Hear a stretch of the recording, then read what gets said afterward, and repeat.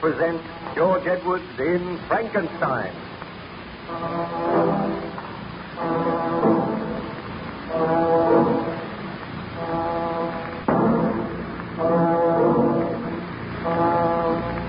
Baron Frankenstein related his experiences to Captain Walton, the master of the Voyager, the vessel which was bound on a journey in polar exploration. While the Voyager was icebound, Captain Walton spent much time with Baron Frankenstein, who was gradually recovering his health.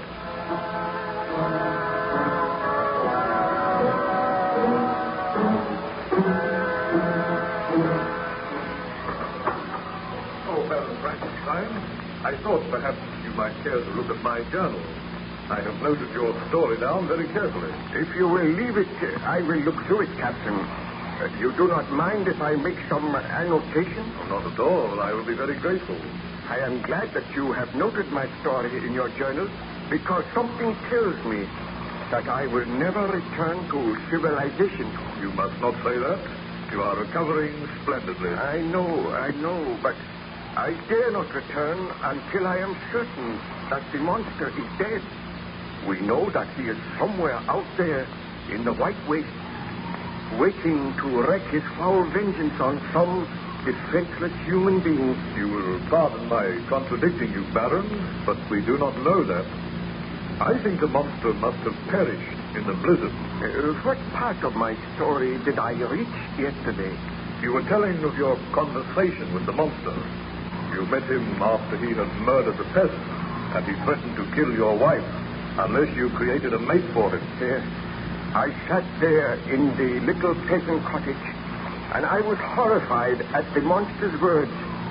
He gazed at me for some time, and then... "Foul monster, you seek to arouse my sympathy. Do you not know that you have turned my wife against me? Had I but heeded her advice, you would never have lived. I came to destroy you the day after your creation, but I was too late.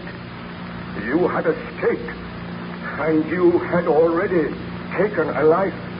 I will take no more lives if you will accede to my request. When I left your home, I wandered through the woods, and there I saw the child whom you called William. As soon as he saw me, he screamed and sought to run away. But I seized him by the arm and spoke softly to him, bidding him not to be afraid. He told me that his uncle was Baron Frankenstein, and that I would be punished if I harmed him. At the mention of your name, I trembled with rage, and in a fit of black rage and despair, I killed the child. Just as I shall kill all of your family unless you create for me a mate. I cannot bring myself to do such a thing. You are hideous and horrible. Were I to create another like you, I might unleash another horror on the world. My companion must be as deformed and horrible as myself. One from whom everyone will shrink, and who will turn to me for comfort. But I cannot do it. You must do it, or I will work against you so that you shall curse the very day that you were born, so that you will curse those whose hands created me. I do curse them now. I seek to reason with you. You are my creator. Let me feel gratitude towards you. Let me see that I excite the sympathy of some existing being.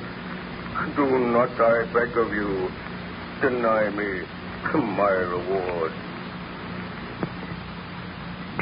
I have tried to paint for you a picture of misery, the horror, and the suffering which I have undergone. All I ask is a mate as hideous and repulsive as myself. Do I see compassion in your eyes? And if I consent, what then? If you consent, neither you nor every other human being shall ever see us again. I will take my mate and go to the vast and frozen wastes of the north. Your body is deformed, and your mind is deformed. I have learned that I cannot control the mind of any creature which I create. If I create a mate for you, she will also have the desire to kill, to inflict misery on others. Oh, I dare not do it. If you refuse, I swear that all you know and love shall die as others have died. I will haunt this earth, the enemy of mankind, who are my enemies. So be it. I must consent to your demand on your solemn oath that you will take your mate into exile so that none will ever see you again. Do you swear to that? I swear by the sun and by the blue sky of heaven and by the fire of the love that burns in my heart that if you grant my prayer, you will never behold me again. Depart to your home and commence your labors. I shall watch your progress with anxiety. And mark this well, when you are ready, when your labors are complete, I shall appear. And if you fail me, you know the penalty. Farewell, Frankenstein. I trust that soon we shall meet again, and that the meeting shall bring happiness. But, Baron Frankenstein, surely you did not accede to the monster's request? Well, after he had left the little cottage, I sat and I thought for a long time. I realized that he was a vile and horrible creature, and that he had demanded that I should create just such another creature. And my heart was heavy. With dragging footsteps, I returned home, where I found my wife and my friend Ernst Clerval awaiting me. As soon as I entered, Elizabeth. Oh, Victor, I am so glad you have returned. I drove you away with harsh words last night, but I regretted my words. Tell me, what news? The monster still lives. Victor, my friend, I have heard of your trouble. Elizabeth has told me. Let me offer you all the aid that I can.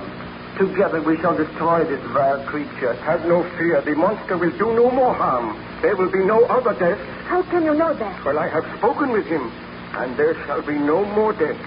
Rest assured of that, Elizabeth. Oh, I am so glad. But can you trust this monster? I have been greatly punished for my sins. Tell me this, Victor. Did you consent to the monster's request? Surely you did not promise to create a mate for him? Elizabeth, there is so much at stake. So much harm has been done. Victor, you cannot do it. Already there is one vile, bloodthirsty monster roaming the earth. Dare you create another? Oh, give me time to think, please. Oh, Elizabeth, he is upset. Leave him alone with me now, and I will talk with him. Oh, I'm thoughtless.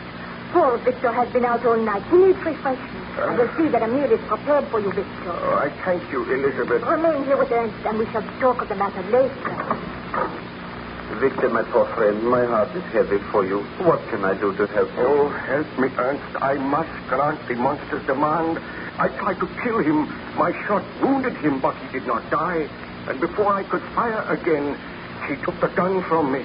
Did you promise to create a mate for him? I did, but my work shall not be done here. I will travel to some lonely island, and there I will have to study again for many months.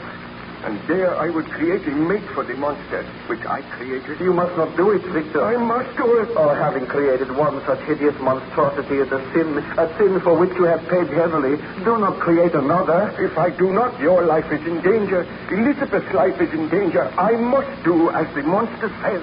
So be it. I shall accompany you, and I will help you with your work. Oh, you are kind, my friend. A friend of mine has a cottage on a little island in the Orkneys. I know that he will lend us this cottage, and you will be able to conduct your work there. But I am against it, Victor. I do not think you should do it. I must do it. I feel sure that if I grant his request, there will be no further trouble. But how can you be sure? You cannot control the minds of the creatures which you create. Oh, We shall tell Elizabeth you are taking me away from my health, that I am going for a sea trip for several months. Then I will be able to return here to find happiness when my work is done. It seems the only way. The servants are preparing a meal for you, Victor. Oh, thank you, Elizabeth. I have just been talking matters over with Ernst, and he thinks that I should go away with him for a sea trip. My health has been undermined by all this dreadful worry. And you are going away without me. Oh, but you will be safe here. I know that the monster will not harm you. I feel that I must go away without you this time, Elizabeth. Where are you going? We have not decided yet. But will you not trust him to my care, Elizabeth? I will, Ernst. But I want to ask you one question, Victor. Do you intend to grant the monster's demand? My dear, I am going away from here so that I will not grant the monster's demand. My laboratory and all my instruments are here. I am leaving them. I am striving to forget about the monster. You need have no fear. I know that the monster will do no further harm. What did you say to him? Well, I do not like to think of it. But I spoke with him, and he swears that he will not commit another murder. Is he not to be punished for the murder he has already committed? Oh, there is nothing we can do at present, my dear. If the burgomaster's men find the monster, they will kill him. Believe me, Elizabeth, Victor is asking for the best. Be content to leave him in my charge. I must be content. You have nothing to fear, Elizabeth. Now wait here until I return.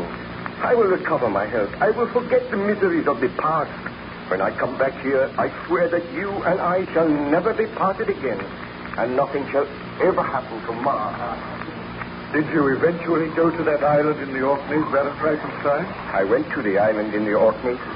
I will tell you of my experiences if you come to me again a little later, Captain Walton.